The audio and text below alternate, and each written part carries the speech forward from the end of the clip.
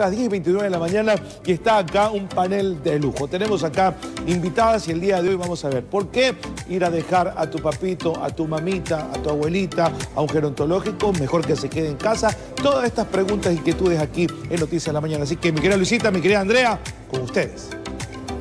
Claro que sí, José Luis y amables televidentes de Noticias de la Mañana.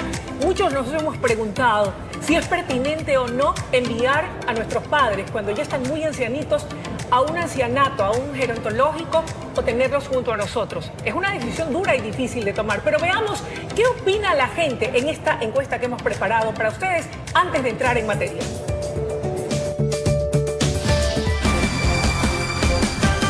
Muchas personas creen que la opción más viable es enviar a sus adultos mayores a un asilo.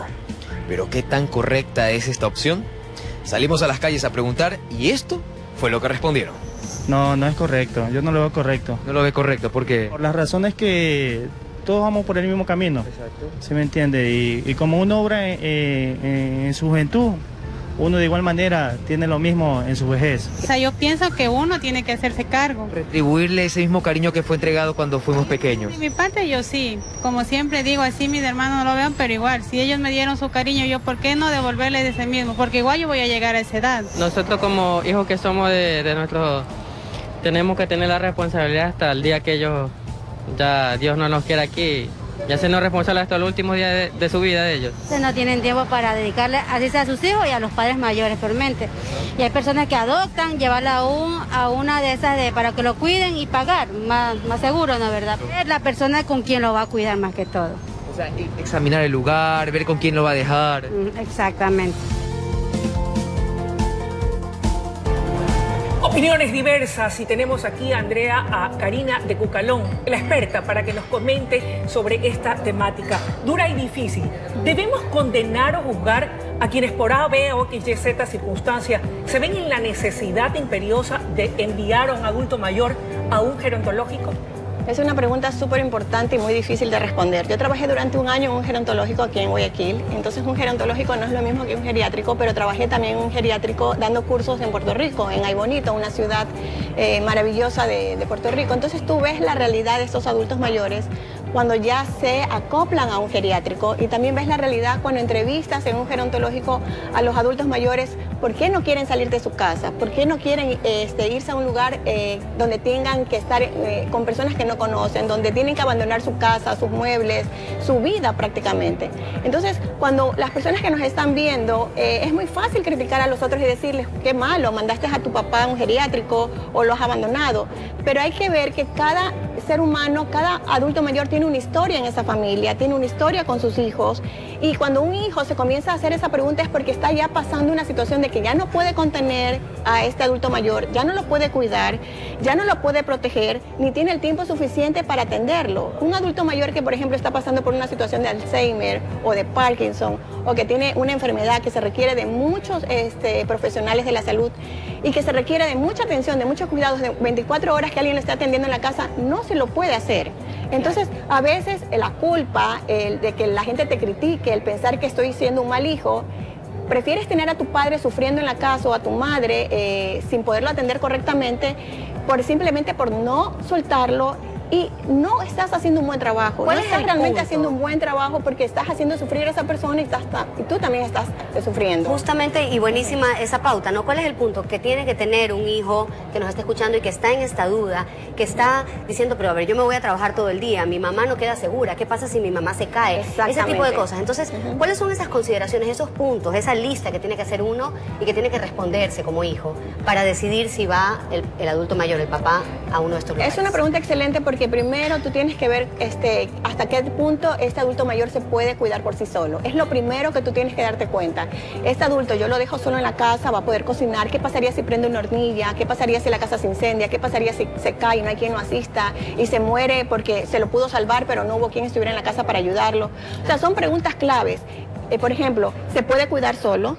Es un peligro que esta persona esté en casa, que se lastime, se corte y que no haya alguien que lo esté cuidando constantemente. Las personas que estamos en la casa ya no damos más físicamente, tenemos que trabajar, no tenemos la energía para cuidar a este adulto mayor, no hay dinero suficiente para contratar muchos profesionales que de pronto tengan que atender a este adulto mayor.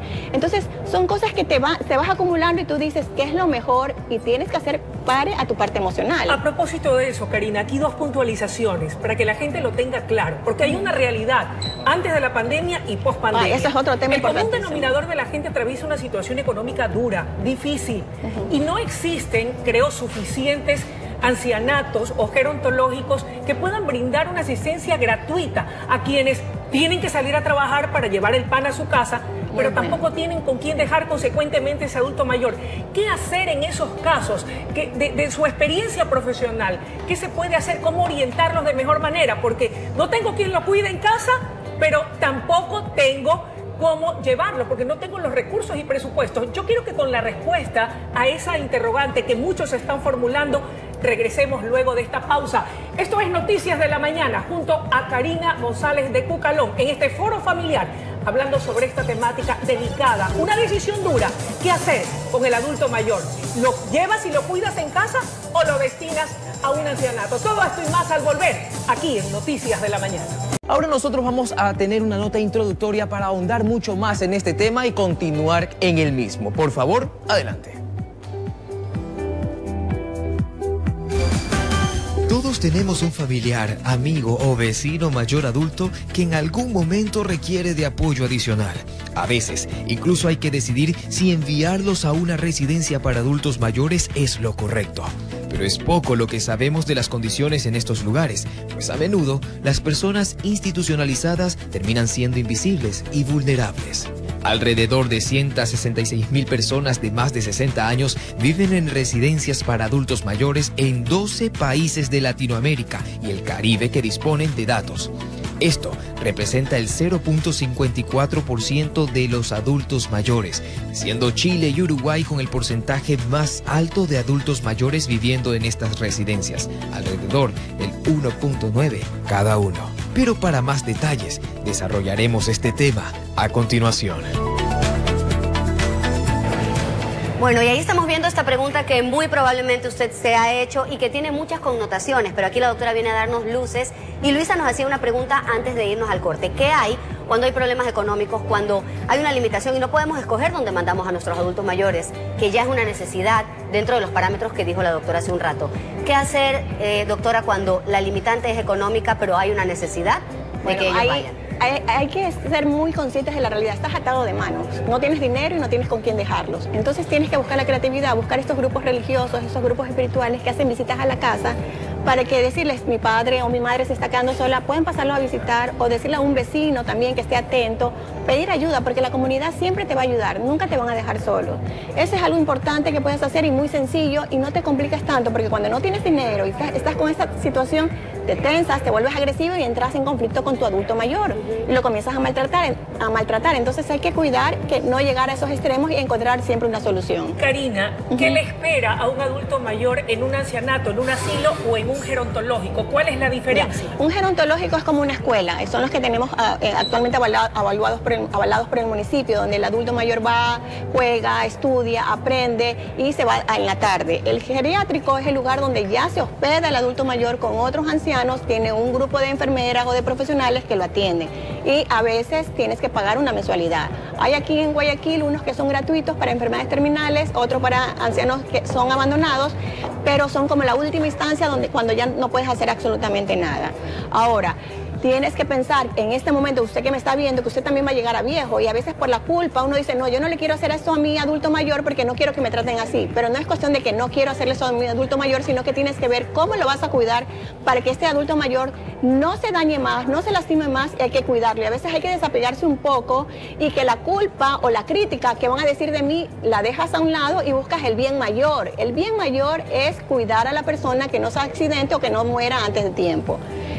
La pregunta sobre el hijo. Sobre si tienen un solo hijo y qué hace ese chullo hijo, o si son varios, y en donde generalmente se le guindan o se le cuelgan, como hablando a la hija mujer. Eso es muy común. Y los varones se lavan las manos. Eso es muy común y pasa en todas las familias. Pasa en todas las familias donde hay varios hermanos y el padre también tienes que ver algo. ¿Cómo es el carácter de ese padre? Si es un padre agresivo, es un padre que tiene mal carácter, que maltrató a los hijos y que no puede lidiar con todos los hijos. Entonces a veces ese padre o esos hijos no pueden lidiar con ese padre y viceversa. Y tiene que estar en un lugar, en una casa donde haya un ser humano, una hija o un hijo que tenga la mayor paciencia o el mayor amor para poder sostener a ese adulto mayor.